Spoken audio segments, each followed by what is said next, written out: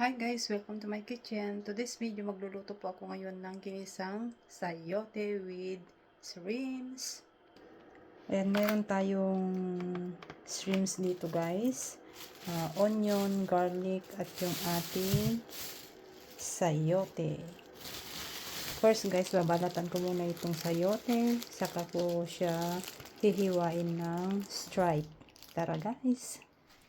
Ito na guys yung ating sayote na hiwa ko na siya ng stripe. At dito sa pan guys, maglagay ako ng oil, olive oil. Ayan, igisa ko na guys yung bawang. At saka yung sibuyas. Then, i-mix lang natin siya guys. And then yung kamatis. Haluin lang natin yung sa guys. Yan, malambot na guys yung ating kamatis. Lagay ko na rin guys yung ating sayote.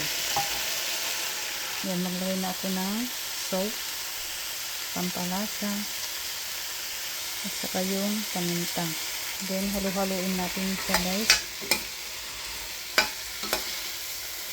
Then, takpan natin.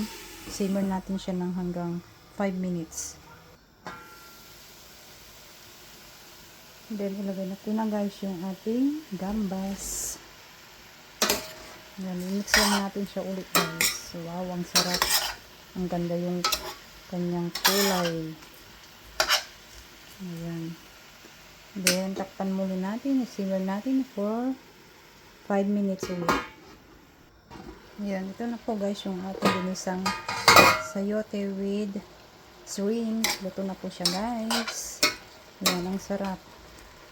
Walang sabaw pero masarap ito guys. Ayan, tikman natin siya guys.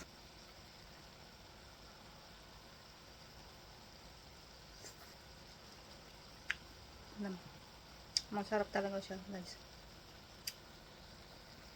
Ayan, thanks for watching guys. Don't forget to subscribe. Sana po nagustuhan ninyo yung aking videos. At wag sana kayong magsasawang manood sa aking mga videos.